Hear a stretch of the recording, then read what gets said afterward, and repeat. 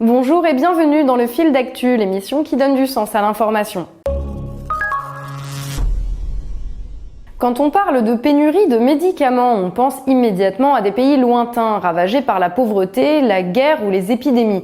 Pourtant, c'est aujourd'hui la France qui est touchée par le phénomène à un niveau d'autant plus préoccupant que nombre de traitements concernés peuvent s'avérer vitaux pour les patients. Dans les pharmacies, les risques de pénurie sont de plus en plus fréquents. Entre 2008 et 2014, le nombre de ces ruptures d'approvisionnement a été multiplié par 10. C'est très ennuyeux, ça peut même limite être dangereux pour certaines pathologies, surtout des gens qui font de l'hypertension. Pour dénicher les médicaments manquants, c'est le système D. Pour Christian Bochet, trouver le médicament de son épouse atteinte de la maladie de Parkinson est un défi. L'angoisse de la rupture de stock, Christian vit avec depuis plus d'1 an. Sa femme est intolérante au traitement de substitution. Alors pour trouver le médicament de son épouse, toute la famille s'y met. C'est la chasse dans toutes les pharmacies. C'est également mes enfants qui, dans leur commune, vont voir les pharmaciens leur demander s'ils ont du Sinémet. Comment en est-on arrivé là? Que faire pour remédier au problème? C'est ce que nous allons tenter de voir ensemble. Des personnes ayant subi une greffe du foie, contraintes de s'approvisionner à l'étranger en médicaments anti-rejet. Des malades du cancer devant changer brusquement leur traitement malgré les effets secondaires. Des médecins hospitaliers auxquels on demande de réduire les prescriptions faute d'approvisionnement. Non, ce n'est pas le tiers-monde ni l'URSS des années 80, mais bien la France de 2019. Ce qui est frappant, c'est que ce ne sont pas du tout des médicaments de confort qui manquent, qui sont en rupture. Ce sont de plus en plus des médicaments essentiels. Jusqu'ici, on avait les vaccins. Plus de 22% des vaccins manquent actuellement dans nos officines. Mais maintenant, on a des traitements du cancer, du traitement du Parkinson, de l'épilepsie, de toutes sortes de maladies, même de maladies aiguës.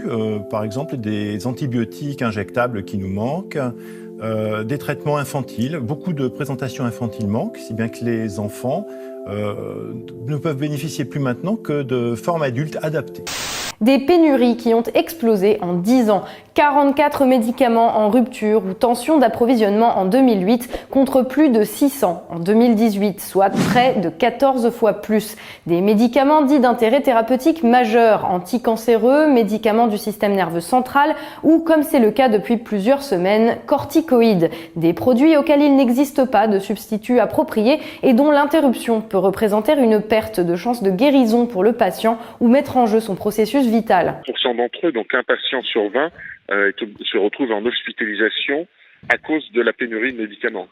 Alors en ce moment, par exemple, il y a une rupture de stock sans précédent sur le médicament principal contre la maladie de Parkinson, le Sinémet, et même s'il existe des génériques pour le substituer, pour les 45 000 patients qui le prennent quotidiennement, cette situation est très angoissante. C'est le cas de Lynn, elle a 81 ans, sans ses 8 comprimés par jour, sa vie devient un enfer. Sans ces médicaments, j'y arrive pas. Je tiens pas debout. Parfois, j'ai du mal à manger, à monter ma fourchette, une cuillère à la bouche. Et là, vous en avez jusqu'à décembre. Après, qu'est-ce qu'on vous propose? Après, il y a le générique. Je l'ai testé au début de l'année, bloqué au point de vue de l'estomac. Je vomissais, j'avais mal à l'estomac et j'avais du mal à me nourrir. Moi, j'ai très peur. J'ai des angoisses en me disant qu'est-ce que je vais devenir? Sans médicaments, je ne peux pas vivre, je pourrais plus bouger, rien du tout. C'est comme la mort.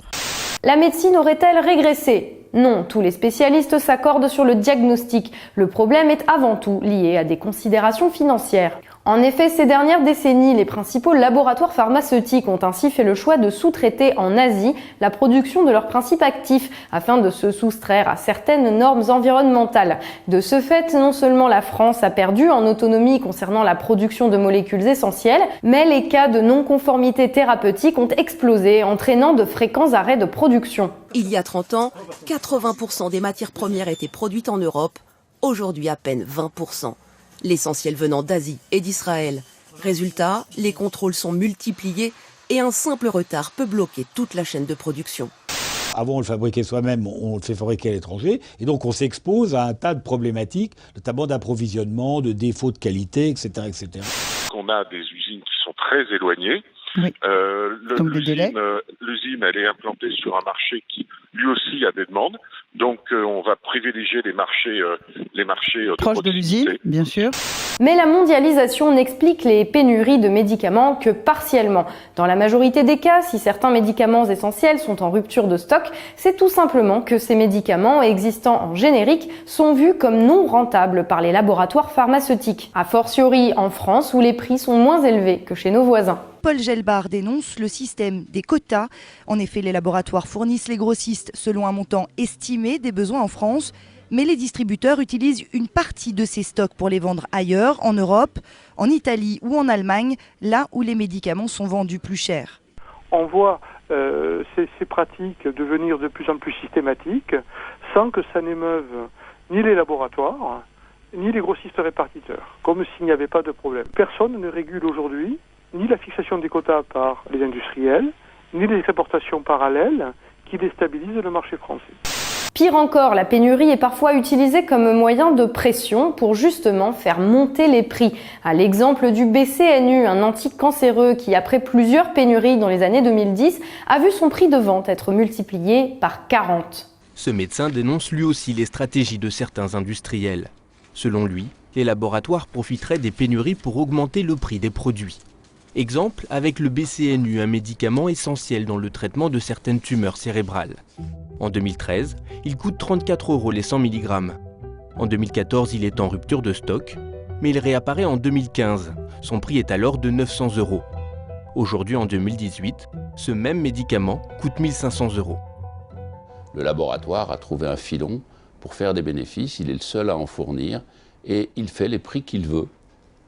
Malheureusement, le malade n'étant pas un consommateur comme les autres qui choisit de consommer, je trouve qu'il est scandaleux que l'industrie pharmaceutique ne soit pas une industrie éthique. Or là, son comportement est totalement non éthique.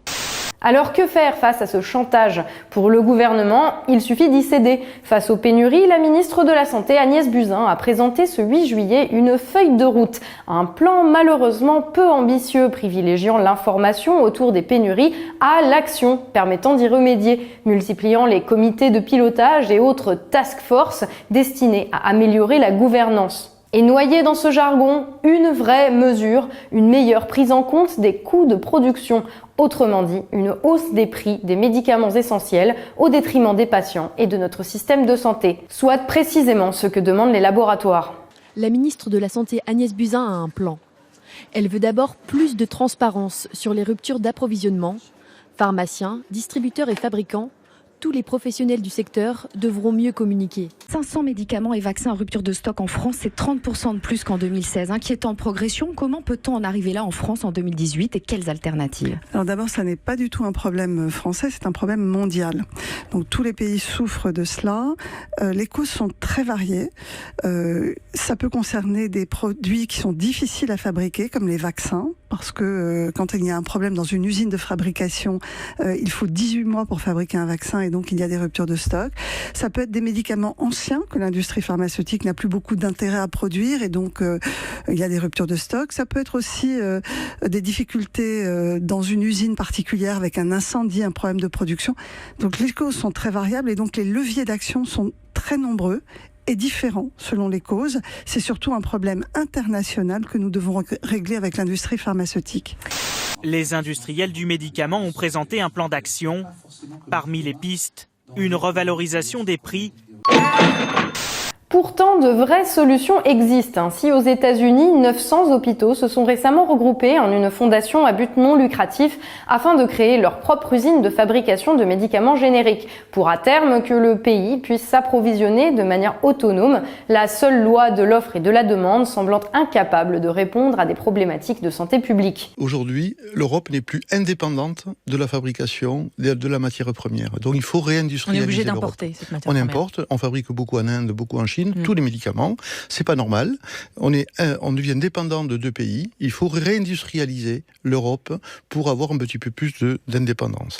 Des pays comme la Suisse ou les États-Unis qui ont mis des structures publiques en place ou un consortium aux États-Unis qui s'appelle Civica-Cerix, qui est un consortium qui est basé sur l'adhésion de 750 hôpitaux et qui met en place une fabrication américaine avec des produits chimiques américains.